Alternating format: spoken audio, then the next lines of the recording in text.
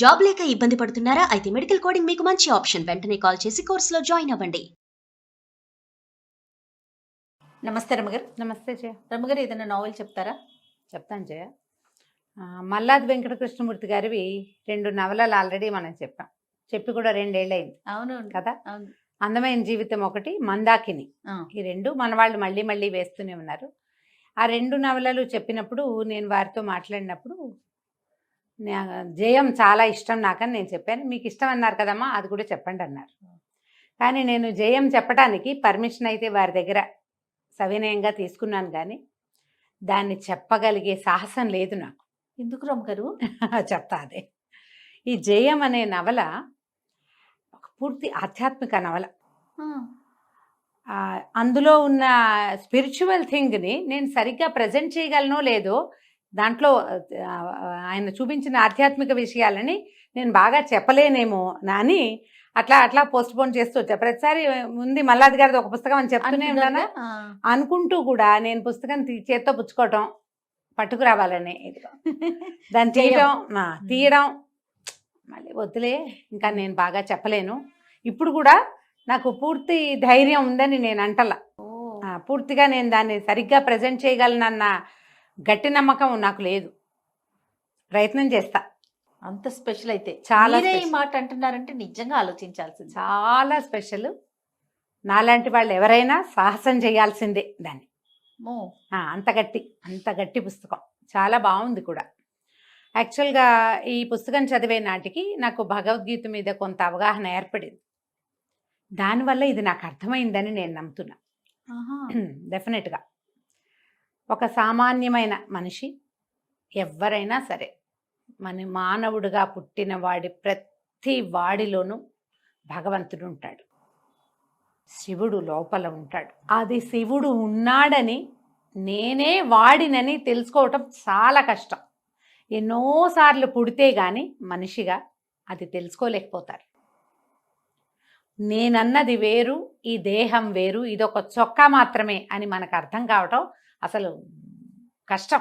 తెలియదు ఎవరికి. మనకు అప్పుడప్పుడు తెలుస్తుంది మనదేం లేదు, ఇది మనం కాదు అని. ఒక దశలో ప్రతి మనిషికి జీవితంలో ఎప్పుడో ఒకసారి ఒక స్పార్క్ లాగా వస్తుంది. దాన్ని పట్టుకుని నేను వేరు, ఇది వేరు అని ఖచ్చితంగా తెలుసుకోవటం ఎవరో మహానుభావుల వల్ల అవుతుంది. వాళ్ళని మనం గురువులు అంటాం, అవధూతలు అంటాం, మునులు ఋషులు అని చెప్పుకుంటాం, బాబాగారు అనుకుంటుంటాం. రేర్గా ఉంటారు కొంతమంది. అలాంటి వాళ్ళు మనతో పాటే తిరుగుతూ కూడా ఉండొచ్చు. వాళ్ళు అది తెలుసుకున్న వాళ్ళు, భగవంతుని దర్శించిన వాళ్ళు, తమలో ఉన్న దైవాన్ని తమే కంటితోటి చూడగలిగారు అని మనకి అర్థం కాదు. అలాంటిది ఒక పాయింట్ ఉంటుందని కూడా తెలీదు మామూలు వాళ్ళకి. ఆ తెలియని ఒక పాయింట్ని ఒక నవల రూపంలో రాశారు. ఇప్పుడు ఇది చూడు ఎంత పెద్ద విషయం. దీన్ని నవల అనగానే మామూలుగా చదివించటం కుదురుతుందా? అస్సలు. ఇది మనకు అర్థం కాదని మానేస్తాం కదా. స్పిరిచువల్ థింగ్ ఎవరికి అర్థం అవుతుంది అనుకుంటా. ఇంత స్పిరిచువాలిటీ మనకు అర్థం కాదు, అలా భావిస్తాం. కానీ చదివింపచేసే స్పిరిచువాలిటీ ఉంది జయం పుస్తకంలో. ఎంత బాగా రాశారంటే మల్లాది గారు, హ్యాట్స్ ఆఫ్ వారికి. అంత బాగుంటుంది.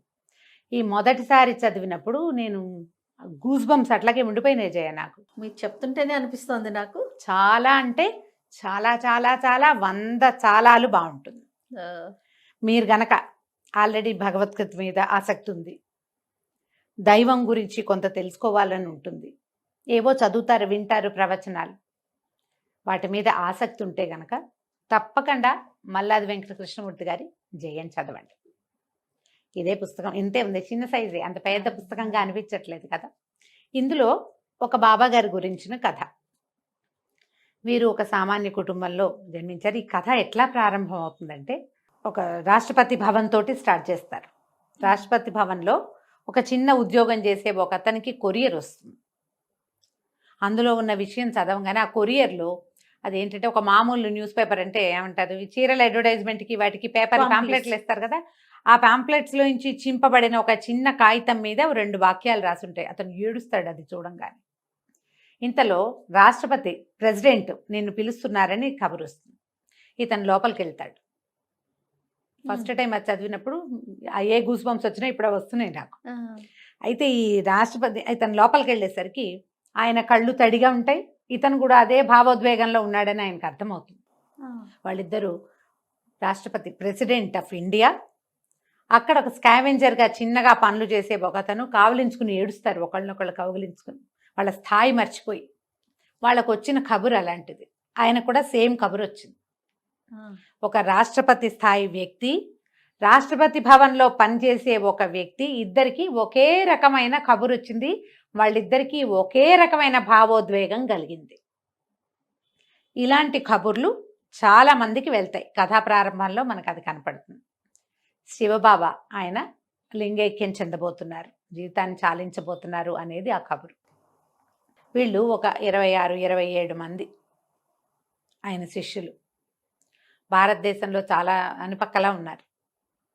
వీళ్ళందరికీ తలా ఒక రకంగానూ కబురు వెళ్తుంది. ఒక్కొక్కళ్ళకి ఆయనే కనపడి నేను వెళ్ళిపోతున్నాను శివ నువ్వు రా అని పిలిచినట్టు కూడా కనపడుతుంది. గురువులు ఇలా మాట్లాడడము అనేది మనం కొన్ని కథల్లో, ఆధ్యాత్మిక కథల్లో చూస్తాం. అవును. చెవిలో వినపడినట్టు, గురువుగారు చెప్పినట్టు, కళలో స్వప్న దర్శనం ఇచ్చినట్టు, అట్లా ఒక్కొక్క శిష్యుణ్ణి చూపిస్తారు. వీళ్ళందరూ కలిసి ఆ ఊరు వెళ్తారు. హైదరాబాదు నగర శివార్లలో ఉన్న ఊరు మణికొండ గ్రామం అని చెప్తారు. మణికొండ ఆ ఊరు పేరే అది. అక్కడ ఒక చిన్న కుటీరం, అక్కడ ఒక బాబాగారు శివబాబా అని పిలుస్తారు. ఆయన ఇంకొక 2 రోజుల్లో ఈ శరీరాన్ని నేను వదిలి వెళ్ళిపోతాను అని వీళ్ళందరికీ తెలియజేస్తారు. అదంతా చాలా పరమ దుఃఖంలో ఉంటారు. ఆయన గురించి కూడా కొంచెం చిన్న బ్రీఫ్ ఇది ఇస్తారు. వస్త్రాలు లేవు వారికి, దిగంబరంగానే ఉంటారు. ఆవు పాలు మాత్రమే సేవిస్తారు, అంతే ఆహారం. ఈ ఆవు పాలు కూడా బయట నుంచి వచ్చినవి కాదు, వాళ్ళ దగ్గరే ఆవులు ఉన్నాయి. దూడలు తాగిన తర్వాత మిగిలితే అవి పాలు, దూడలు తాగాక ఆవు దగ్గర నుంచి పాలు లేకపోతే లేదు, ఇంకా ఆహారం లేదు. అంత తక్కువ ఆహారం. ఏవో పిట్టలు పిచ్చుకలు అవి ఇవి ఉంటాయి. ఎవరో ఇప్పుడు వంట అయిందా అని అడుగుతారు శిష్యుల్ని, అక్కడ ఉన్న వాళ్ళని. వంట అయిందంటే ఇంకో 40 మందికి వండండి, ఎవరో వస్తున్నారని చెప్తారు. వారికి అట్లా తెలుస్తుంది. అట్లా ఒక ప్రత్యేకమైన వ్యక్తిగా ఈ శివబాబాని చూపిస్తారు. ఈయన త్వరలో 1-2 డేస్లో వారు వెళ్ళిపోబోతున్నారు కాబట్టి ఈ శిష్యులందరూ చేస్తారు. మహా దుఃఖంలో ఉంటారు. గురువు లేకపోతే, గురువే కదా మనకి దారి చూపించేవాడు. అయితే ఆయన వారి ఆత్మకథని వారి నోటి నుంచి వీళ్ళందరూ వింటారు. ఈయన మన ఏమనాలి, కర్నూలు ఆ ప్రాంతానికి చెందిన ఒక పల్లెటూరులో జన్మించారు. వాళ్ళకి 3 ఆడపిల్లల తర్వాత ఒక కుమారుడు కలిగాడు. ఆ కుమారుడి జాతకం చూపించినప్పుడు అబ్బో చాలా అద్భుతమైన వ్యక్తి అవుతాడు అని చెప్తారు. అయితే ఈయన ఆ పుట్టిన కుమారుడు సన్యసించటానికి అవకాశం ఉందని తెలుస్తుంది వాళ్ళకి. ఆ ఇంట్లో ఒకప్పుడు 2 తరాల ముందు ఈయన ముత్తాతగారి కాలంలో ఒక సన్యాసి వాళ్ళ ఇంట్లో భోజనం చేయడానికి వచ్చాడు. వచ్చినప్పుడు ఆయన కేకలేసేసరికల్లా ఆ సన్యాసి ఆయన శపించాడట. నేను గనక వస్త్రాలతోటే సన్యాసిని అయితే సరే, కాదు నిజంగానే నేను సన్యాసిని అయితే నీ ఇంట ప్రతి తరంలోనూ ఒక సన్యాసి ఉంటాడు అని. అట్లా వాళ్ళ ఇంట్లో ప్రతి తరంలోనూ సన్యాసం తీసుకునే వాళ్ళు ఉన్నారు. ఇప్పుడు ఏ కుర్రవాడైతే జన్మించాడని చెప్తున్నామో అతని బాబాయ్ కూడా ఆల్రెడీ సన్యాసం తీసుకున్నారు. వాళ్ళ ఇంట్లో పుట్టాడు ఈయన. అతని జాతకం చూసిన ఆ జ్యోతిష్యకర్త గారు, ఆయన జ్యోతిష్యులు మునిరత్నం అని పేరు పెట్టారు. ఈయన అద్భుతమైన వాడు, యోగి, ఇక్కడ జన్మించాడు అని చెప్పి నన్ను కరుణించమని పసిపిల్లవాడి కాళ్ళని ఎత్తి మీద పెట్టుకున్నాడట ఆయన. ఆ కథలో అట్లా రాస్తారు. క్రమంగా పెద్దవాడు అవుతారు. ఈ లోపల రమణాశ్రమానికి వెళ్తారు ఒకసారి వీళ్ళు. పిల్లవాడు చిన్నప్పుడే అన్నప్రాసన చేయడానికి వెళ్తే అక్కడ ఈ కథలో మనకి భగవాన్ రమణులు వారిని గురించిన ప్రస్తావన ఉంటుంది. వారివి కొన్ని వాక్యాలు కొన్ని ఉటంకిస్తూ ఉంటారు అక్కడక్కడ. అప్పుడే భగవాన్ రమణులని వారికి వెంకట్రామన్కి రమణులని పేరు ఇచ్చినటువంటి కావ్యకంఠ వాసిష్ఠ గణపతి వారు కూడా కనపడతారు ఈ కథలో. ఆయన ఈ పిల్లవాడి జాతకం చూసి ఇతడు సన్యాసి అవ్వటానికి అవకాశం ఉంది అని ఒక హింట్ ఇస్తారు. కాకపోతే తల్లి బాధపడుతుంది, మూడోసారి ఒక్క కుమారుడని కొంచెం మాట మారుస్తారు, కానీ చెప్పకనే చెప్తారు. అయితే ఈవిడేం చేస్తుందంటే పిల్లలందరికీ శ్లోకాలు స్తోత్రాలు అవి ఇవి నేర్పించి, బ్రాహ్మణ కుటుంబం కాబట్టి కుర్రాడికి మాత్రం ఏం చెప్పరు. ఇంగ్లీష్ చదువు స్కూళ్ళల్లో వాటిలలో ప్రవేశపెడతారు. ఏం పెద్ద ఆసక్తిగా ఉన్నట్టు ఉండడు. 15-16 సంవత్సరాలు వచ్చాక వివాహం చేద్దామని కూడా ఆ కాలంలో అట్లా చేసేవాళ్ళు కదా. అక్కయ్య కూతుర్ని ఇచ్చి పెళ్లి చేద్దాం అనుకుంటారు. అయితే వీళ్ళ పెద్ద బావ తమ్ముడు ఒక క్యారెక్టర్ని పరిచయం చేస్తారు. అతనితో కలిసి ఆయన దీనికి వెళ్ళారట, చిన్న ఏమంటారు మన తీర్థయాత్ర లాగా చుట్టుపక్కల దేవాలయాలు అవి చూడడానికి వెళ్ళినప్పుడు 2-3 దేవాలయాల్లో భోజనాలు పెట్టే ఆహారం దొరికేది కదా. ఇప్పుడు మనకు కూడా మనం కొన్ని చోట్లకి వెళ్తే అక్కడ చక్కగా భోజనం పెట్టేస్తారు. భోజనం బాగుంది లేదు అలా ఆలోచించుకునే ఏజే. అయితే వీళ్ళు అలా తిరిగి వెళ్తూ కొల్లూరు మూకాంబిక అమ్మవారి దేవాలయంలోకి వెళ్తారు. అంతకుముందే ఈయన వాళ్ళ అమ్మగారి దగ్గర దేవ్యపరాధ స్తోత్రం నేర్చుకుంటాడు. స్కూల్లో ఒక పోటీ ఉందండి. దేవ్యపరాధ స్తోత్రం చక్కగా నోటికి వచ్చి ఉంటుంది. ఇంకా కొన్ని స్తోత్రాలు వచ్చు, స్కూల్ కోసం నేర్చుకున్నదే. నిజానికి వాళ్ళ అమ్మగారు ఈ పిల్లవాడిని దేవాలయాలకి తిప్పటాలు అవి ఏం పెద్దగా చేయలే. ఆ భయంతో క్రమంగా ఆవిడకి ఆ భయం కూడా పోయింది. కానీ కొల్లూరు మూకాంబిక దేవాలయంలోకి వెళ్ళేసరికి ఆ అమ్మవారిని చూసేసరికి ఇతను మైమర్చిపోయి అక్కడ ఈ దేవ్యపరాధ స్తోత్రం చదివి గుళ్ళోంచి బయటికి రావాలనిపించింది. ఆమెలో ఉండిపోవాలి, అక్కడే ఉండిపోవాలి, గుళ్ళోనే ఏడ్చేస్తారు విపరీతంగా. ఈ తీసుకెళ్ళిన వీళ్ళ బావగారు తమ్ముడు తీసుకెళ్ళాడు కదా, అతనికి ఏం చేయాలో తెలియదు, ఈయన ఎట్లా బయటికి తేవాలో అర్థం కాదు. ఒక రోజున్నరలో అతను ఎంత మారిపోతాడంటే ఆహారం అవసరం. అంతకుముందు పచ్చడి బావలేదు, కూర బావలేదు లాంటి ఆలోచనలు ఉన్న యువకుడు, ఈ 16-17 ఏళ్ళ అబ్బాయి ఒక్క పూటలో ఒక్క దర్శనం మాత్రంతో చేంజ్ వచ్చేస్తుంది. ఇంటికి తీసుకొచ్చాక అబ్బాయి ఇట్లా చేశాడని గుళ్ళో చెప్తారు.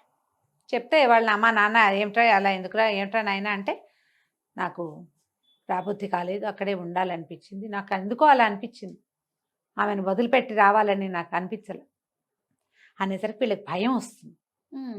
ఆ సన్యాసి శాపం నిజమవబోతోందా అని దాంతో పెళ్లి చేసేద్దాం అనుకుంటారు. ఇతనికి ఒక్కొక్క రోజుకి ఇక దేవాలయం మీద సన్యాసం మీద ఆసక్తి వచ్చేస్తుంది. ఇంతలో ఆదిశంకరులు సన్యాసం ఎలా తీసుకున్నారు ఆ వ్యవహారాలు మాటలన్నీ వస్తాయి. ఆయన ఆతురు సన్యాసం తీసుకున్నారు. మొసలి పట్టుకుంది ఆదిశంకర్ల కాళ్ళని. పట్టుకుంటే కుమారుడు చనిపోతాడనే వాళ్ళ అమ్మ భయపడుతూ, అమ్మ సన్యాసిగా చనిపోతాను, నువ్వు సన్యాసిగా మారటానికి నాకు అనుమతి ఇవ్వంటే పిల్లాడిని మొసలి పట్టింది, పిల్లవాడు దక్కడని ఆవిడ సరే అన్నారు. ఆయన సన్యాస్తోహం అని 3 సార్లు అన్నాక మొసలు వదిలేసింది, ఆయన సన్యాసి అయిపోయారు. ఈయన ఈ పెళ్లి సంబంధం కుదురు చేశారు, పెళ్లి చేసేస్తున్నారు. పెళ్లి చేసుకోవాలని లేదు, అక్కయ్య కూతురే. అక్కొచ్చి బతిమలాడుతుంది, దేవరాన్ని పడద్దు పెళ్లి చేసుకోమని.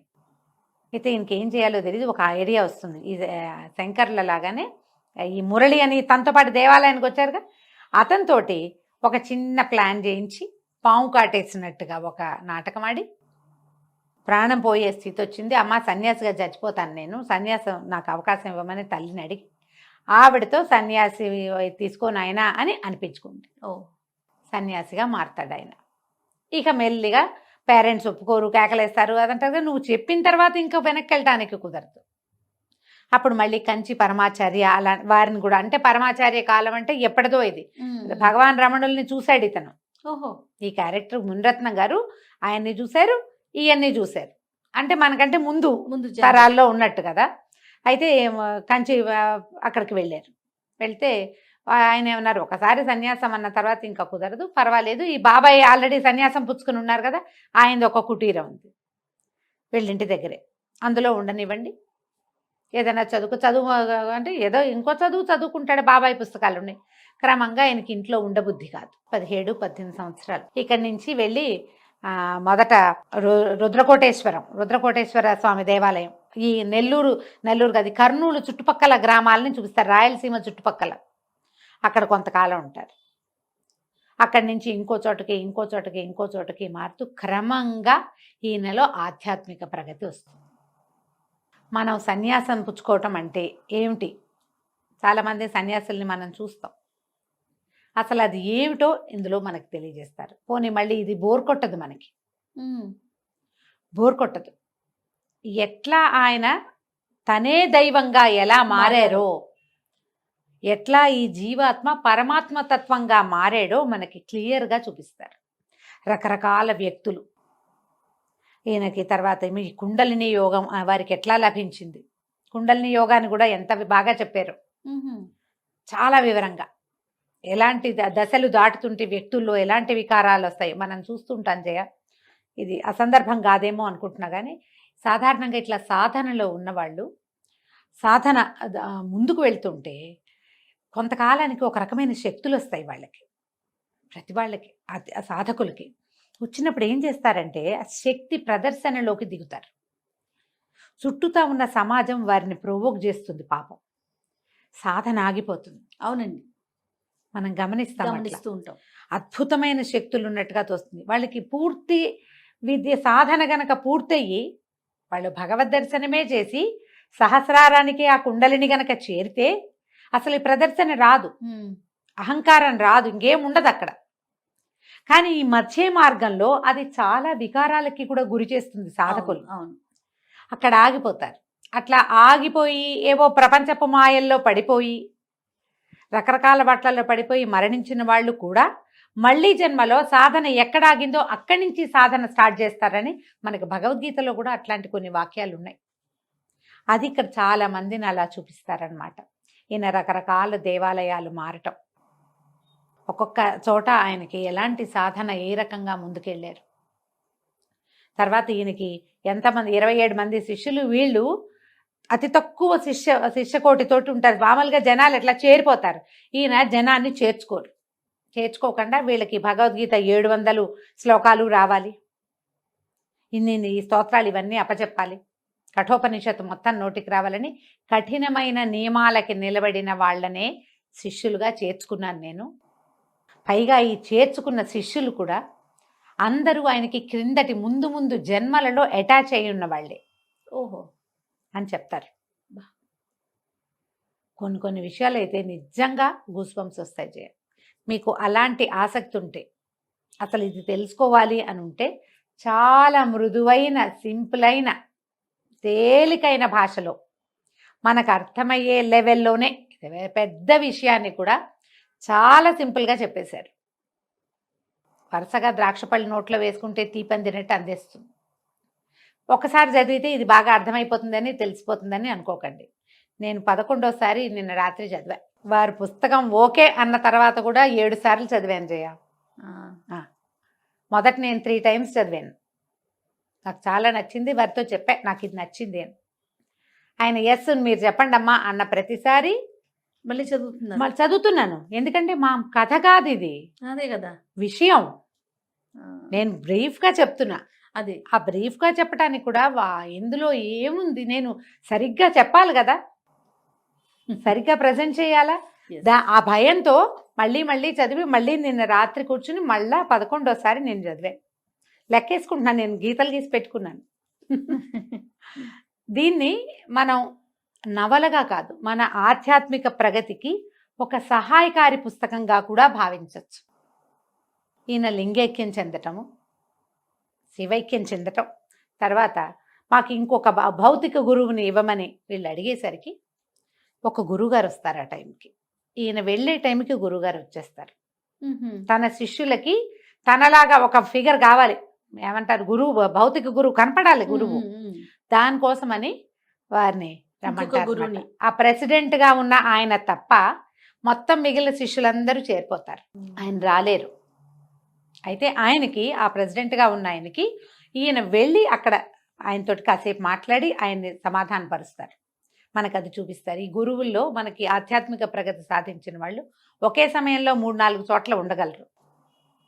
కొంతమంది గురువుగారుల గురించి మనం వింటాం, అది చూపిస్తారనమాట. ఆయనతో మాట్లాడి నువ్వు ఇంకా ముందుకెళ్తావు, నువ్వు ఫలానాది చెయ్యి.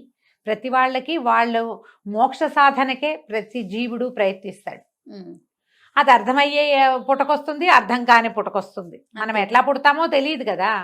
మనం అర్థమయ్యే సమాజం, అర్థం చేసుకోగలిగే సమాజం, అర్థం చేసుకోగలిగే పరిస్థితులు అవి ఉన్న చోట మనం పుట్టేమనుకో కొంత తెలుస్తూ ఉంటుంది. ఆ సమాజంలో పుట్టినా కూడా మనం జడంగానే ఉండేవాళ్ళు కనపడతారు కదా. పద్ధతులు, తీర్లు, తెన్నులు పాటించరు, విధానాన్ని పాటించరు, భగవంతుడిని ప్రశ్నిస్తారు, మోక్షం అనేది లేదనుకుంటారు, పునర్జన్మని నమ్మరు. ఇప్పుడు ఉన్నారు కదా ఎథిస్ట్ అంటారు. ఈ ఎథిస్టిక్గా ఉండడం ఉంది కదా, అది సమాజాన్ని పట్ల ఏం లేదు. వాళ్ళ తాలూకు జన్మే వాళ్ళు ఎంత ముందుకెళ్ళారు అనే దాన్ని బట్టి. రుణానుబంధాలు ఉంచుకోకూడదు, అనేది కూడా చెప్తుంది పుస్తకం. రుణాలు పెంచుకోకూడదు. ఎంత బ్యూటిఫుల్గా చెప్తారంటే కొన్ని కొన్ని విషయాలు అయితే సింపుల్గానే, చాలా పెద్ద మ్యాటర్. నువ్వు ప్రతిసారి అడుగుతావు, నువ్వు మామూలుగానే ఉండి మీరు ఇలాంటి విషయాలు ఎలా మాట్లాడతారు అని. దానికి ఈ పుస్తకం చాలా సహాయం చేస్తుంది జయ. ఇదొకటే కాదు, ఇలాంటివి చాలా పుస్తకాలు, అందులో ఇదొకటి. నేను కూడా చాలా పెద్ద స్పిరిచువల్ థింగ్ని చదివితే అయోమయంగా అయిపోతాను నేను. అర్థం కాదు, మనకి సులువుగా ఉండే భాష కావాలి కదా. అంతేగా. ఆ సులువైన భాషలో ఈ బుక్ నన్ను ముందుకు తీసుకెళ్ళింది. జయం చదివితే మీలో వచ్చే మార్పు మీరు ఖచ్చితంగా తెలుసుకుంటారు. దీని తర్వాత వచ్చిన కొన్ని పుస్తకాలు ఇలాగే ఆధ్యాత్మికంగా ముందుకు తీసుకెళ్లే బుక్స్ రాశారు వారు. వాటన్నిటికంటే కూడా నాకు ఇది ఇష్టం. నాకు అవకాశం ఇస్తారా రమ్మగారు, చదువుకునే అవకాశం? డెఫినెట్గా ఆ పుస్తకం నాకు ఇస్తే ఇస్తాను. ఒక్కసారి నేను చదివి మళ్ళీ మీకు ఇస్తాను. ష్యూర్. నువ్వు తర్వాత 5 ముగ్గురికి ఈ పుస్తకం చదవండి అని చెప్తావు. అదే తప్పకుండా. స్లోగా వెళ్ళి హైరాన్ పడిపోకూడదు. మనం కథ చదివేసి తెలిసేసుకోవాలనుకోకూడదు. ఒక్కొక్క విషయం తాపీగా చదువుతూ ఉంటే తెలుస్తుంది. నాకు విశ్వనాథ్ సత్యనారాయణ గారు చాలా ఇష్టం జయ. విశ్వనాథ్ సత్యనారాయణ గారి పుస్తకాల్లో ఆఖరికి నేపాల్ రాజవంశ కథలు, అలాంటివి రాజవంశాల కథల్లో కూడా ఆయన కొన్ని రకాలైన ఆత్మ సిద్ధాంతాలని డిస్కస్ చేస్తారు. అదొక విచిత్రము అని స్టార్ట్ చేస్తారు. చిన్నప్పుడు ఏం చేసేదాన్ని అంటే అదొక విచిత్రము దగ్గర నుంచి 20 పేజీలు టపటపటప తిప్పేసేదాన్ని. వద్దని అర్థం కాదు మనకి. నాకు అర్థం కాదు, నా చిన్నతనం కదా. అయిపోయి ఆ మొత్తం ఆ విచిత్రం పూర్తయిపోయాక ఆ కథ స్టార్ట్ అయ్యే దగ్గర చదువుకునేవారు. నేను అలా మొత్తం పుస్తకాలన్నీ అదే కథ. బాగా పెద్ద అయ్యాక ఐడియాస్ మారిన తర్వాత నేను మిగిలిన పుస్తకాలన్నీ నేను చదివేసినవి. అసలు నేపాల్ రాజవంశ కథలు, తర్వాత ఏమో మొత్తం ఇంచుమించుగా అన్ని కథలు, ఆ పేరు ఈ పేరు అని లేదు. అన్ని పుస్తకాలలో కూడా కాశ్మీరీ రాజవంశ కథలు, అవి కూడా. ఇప్పుడు స్టోరీ ఏం చదవను నేను, ఆ విచిత్రం దగ్గర మొదలు పెడతా. ఆ 20 పేజీలో 15 పేజీలో చదివితే కొంచెం బుద్ధి వికాసం కలుగుతుంది, బుద్ధి వికసిస్తుంది మనకి. ఎందుకంటే ప్రతి వాళ్ళకి హృదయ కుసుమంలో భగవంతుడు ఉంటాడు. ఆ కుసుమం విరబూస్తేనే తెలుస్తుంది. ఇట్లా మొగ్గలా ఉంటుంది, మొగ్గలా ఉన్నాడు భగవంతుడు. ఆ మొగ్గ ఎప్పుడు వికసించాలి? అందరిలోనూ ఉంది మొగ్గ. అదే కదా. మొగ్గగా ఉంటే కుదరదు కదా, అది వికసిస్తే కదా మనం భగవద్ దర్శనం చేయగలిగేది. ఆ వికాసము మనకి ఇలాంటి పుస్తకాల వల్ల వస్తుంది. అందుకనే నేను వీరి దగ్గర ఇది పర్మిషన్ తీసుకున్నాను, సాహసించి 2 ఏళ్ల తర్వాత ఇప్పుడు చెప్పడానికి ట్రై చేశానని భావిస్తున్నా. మీకు ఎంత మటుకు అర్థమైతే అంతవరకు పుస్తకం కొని చక్కగా చదవండి, చాలా విషయాలు తెలుస్తాయి. ఇందులో మనకి రాసింది రమణ మహర్షి గురించి, రామకృష్ణ పరమహంస చెప్పిన వాక్యాలు కొన్ని, చంద్రశేఖరేంద్ర సరస్వతి మహాస్వామి వారు చెప్పినవి, మలయాళ స్వామివి, అట్లా కొంతమంది ఉటంకించినవి వారి వాక్యాలు, అవి కూడా బ్రీఫ్గా కనపడతాయి. ఇన్ని సంవత్సరాల నుంచి మీరు నాకు స్టోరీలు చెప్తా ఉన్నారు, వింటా ఉన్నాను కదా రమ్మగారు. నాకు ఎప్పుడు కూడా మీరు చదివిన బుక్ నేను చదవాలన్న ఆలోచన రాలా. ఎప్పుడైనా తీసుకున్నా కూడా హనీ కోసం తీసుకుంటాను అంతే, దానికి సంబంధించిన బుక్స్ ఉంటే గనక. ఫస్ట్ టైం మీ ముఖ కవలికలు చూశాక ఖచ్చితంగా ఇది నేను చదవాలి అని అనిపించి మిమ్మల్ని అడుగుతాను. ఇది విన్న వాళ్ళందరూ చదవాల్సిందే తప్పకుండా రమ్మగారు. Thank you so much.